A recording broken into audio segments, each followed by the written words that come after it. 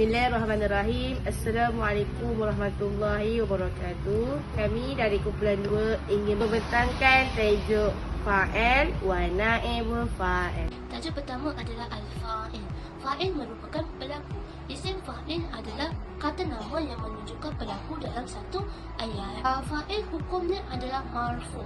Terdapat dua ciri marfu untuk isim fa'il. Yang pertama kita tahu isim marfu bi fi'li. Yang kedua marfu bi syibhu fi'li.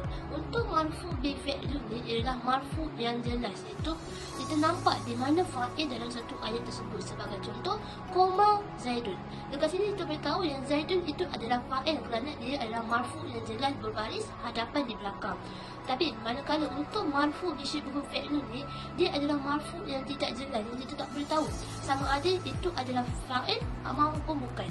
Seperti contoh, aqaimu, aqaim Azaidani. Dekat situ kita akan terlihat keliru apabila Azaidani bukan berbaris hadapan, tapi ia adalah fa'il. Maka fa'il terbagi pada dua ciri, iaitu marfu bi fi'lin dan marfu bi syibhu fi'lin. Seterusnya kita pergi kepada ta'rif al-fa'il. Ta'rif al-fa'il adalah huwa isim al-musnad ilahi fu'ila ala tariqatu fa'ala aw shibhahu. Untuk maksudnya adalah kata nama yang bersandar ke atasnya wazan fu'ila daripada wazan fa'ala atau seakannya. Daripada ta'rif ni kita dapat syarah beberapa perkara yang terlibat dalam pembelajaran al-fa'il, iaitu kata nama pelaku, isim al-fa'il. Seterusnya bahagian isim. Yang pertama daripada ta'rif kita tahu adalah perkataan apa itu isim. Isim adalah kata nama. Jadi kata nama ada dua, iaitu as-sorih dengan al-ma'ul bi-sorih. Kalau as-sorih ni ialah kata nama yang jelas, kita tahu itu adalah kata nama. Jadi yang sebagai contoh, qoma Zaidun. Dekat situ kita boleh tahu koma adalah fi'il, kata perbuatan. Kalau Zaidun tu pula adalah fa'il sebab dia berbaris hadapan. Jadi itu boleh nampak jelas dekat situ mana satu fa'il dan mana satu fi'il. Seterusnya, kalau untuk al-ma'ul bin sorih ni pula, al-ma'ul bin sorih ni dia lebih kepada perkataan yang tersembunyi. Kita tak tahu mana satu fa'il sebab dia tersembunyi dalam fi'il. Sebagai contoh, yajib ni antakuma. Itu kita tahu yajib ni tu adalah fi'il sebab dia perbuatan.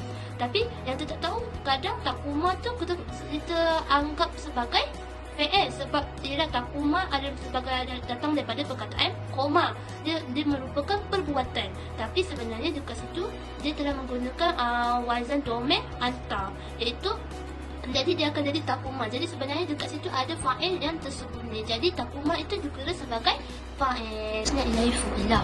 Maka al-musnad ilahi fu'ilah ni adalah perkara yang boleh bersandarkan selain daripada fa'il. Saya tidak ada contoh dekat sini. Yang pertama kita ada ma isnad ilahi ghairihi. Yang kedua kita ada au jumlah. Yang ketiga kita ada au ma huwa fi jumlah fi quwwati jumlah. Mensyarahkan mengenai perkara ini adalah mereka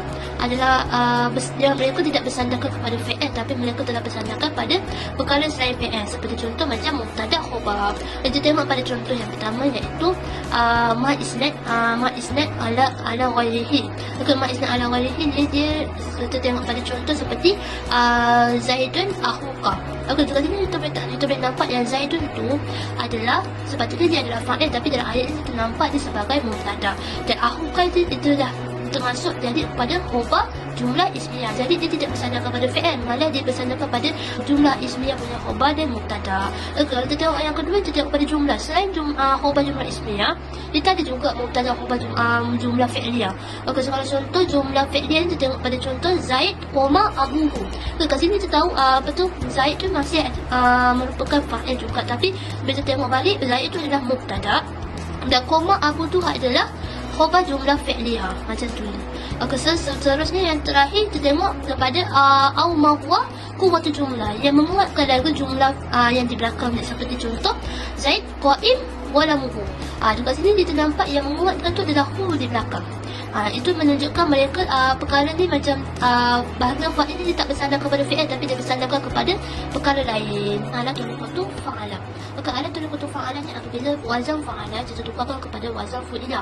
Dan pada ta'arif ni macam ma isnad ilahi fa'ala ala tuliqatu fu'ila. Dekat sini sebenarnya kita nak membincangkan mengenai perkara naibu fa'il. Maka naibu fa'il ni adalah fa'il yang kedua. Selepas fa'il kita ada naibu fa'il. Maka dekat sini dia nak menukarkan wazan fi'il yang pertama, iaitu kalau contoh biasa perkataan asal, contoh daripada perkataan asal Doroba Muhammad Zaidun. Dekat sini kita nampak telah memukul Muhammad Zaid. Dekat sini kita nampak fi'il dia akan menggunakan wazan fa'ala. Apabila kita nak membuang naibu fa'il di ayat itu, iaitu yang di dalam ayat iaitu Muhammad, kita nak membuang Muhammad tu iaitu naibu fa'il tu, kita kena tukarkan wazan yang pertama yang pada doroba iaitu fa'ala, kita tukarkan kepada wazan fu'ila menjadi duriba Zaidun. So dekat situ kita dah buang naibu fa'il ni dekat situ.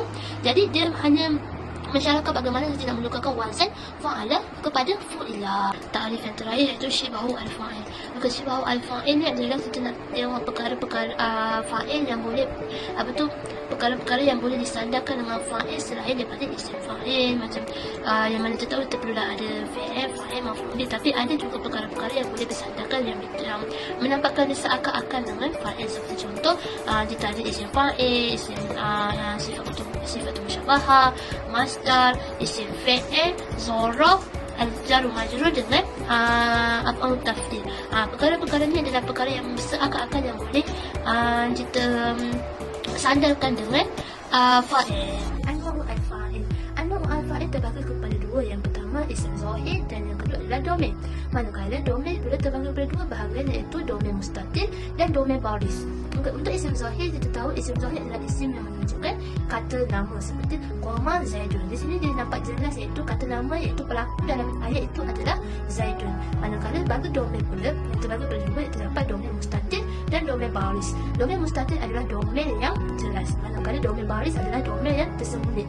Sebagai contoh domain mustatir seperti Iqra'u al-Fisah. Dekat sini kita boleh nampak dekat mana dia punya fa'il dia jelas, iaitu dekat perkataan Iqra', dia menggunakan domain anta. Manakala kalau baris dia seperti fahim tu adras. Dekat situ kita akan tersembunyinya di fi'il depan, iaitu ta di belakang adalah fa'il. Untuk saya akan membentangkan tajuk naibul fa'il. Apa itu naibul fa'il? Baiklah, naibul fa'il ada 3 hukum, iaitu zunur rafa', yang kedua wujub ta'akhir al-waqa'u, dan yang ketiga ada mujawaz al-zafu.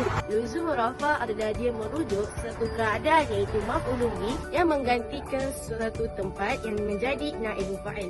Sebagai contohnya Nilun khairun nailun. Pada asalnya ayat tersebut ada fa'il, iaitu Nilun Zaidun khairun nailun. Akan tetapi bila menjadi ayat naibul fa'il, dia membuang dan hazaf fa'il dan telah menjadi Nilun khairun nailun. Yang kedua, wujubut ta'akhir ar-rafahu. Ayat tersebut mestilah berbaris domah, iaitu baris hadapan. Sebagai contohnya Nilu khairun nailun. Pada asalnya ayat tersebut Nilun Zaidun khairun nailun. Khairun itu maf'ulun bih, akan tetapi bila jadi naibul fa'il, Zaidun itu dibuang dan khairun tersebut akan menggantikan tempat Zaidun, dan secara automatiknya khairun itu akan mengambil baris fa'il, iaitu baris depan, dan menjadilah ayatnya Nilun khairun nailun. Dan yang ketiga ada mujawaz hazafu, tidak diharuskan untuk membuangnya. Seterusnya, ada beberapa perkara yang terbina apabila maf'ulun bih tiada. Yang pertama adalah zaraf. Yang kedua adalah jawab majrur. Dan yang ketiga adalah masdar. Sebagai contohnya, contoh zaraf adalah zaraf bil idhafah. Sebagai contohnya, sima yaumul khamis. Yang menjadi idhafah adalah yaumul khamis.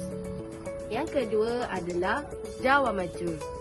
Sebagai contohnya julisa fi baitu talaba. Mana yang jawab majrur adalah fi. Fi itu menunjukkan huruf jar. Dan yang terakhir adalah masdar. Saya akan ambil masdar bil adad. Apa itu masdar bil adad? Dia adalah menunjukkan suatu bilangan. Sebagai contohnya duribat, duribatan. yang mana pukulan itu sebanyak 2 kali. Ya, saya akan pergi ke i'rab naibul fa'il. Yang pertama adalah duriba Zaidun. Ayat tersebut menunjukkan Zaidun adalah naib fa'il maf'ul bil dhamma az-zahirah. Yang kedua adalah yusa'iduna al-fakirina. Al-fakirina huwa naibul fa'il marfu' bil alif li'annahum muthanna. Dan yang ketiga adalah ihtiramul mu'allimuna. Al-mu'allimuna huwa naibul fa'il marfu' bil waw li'annahu jama'.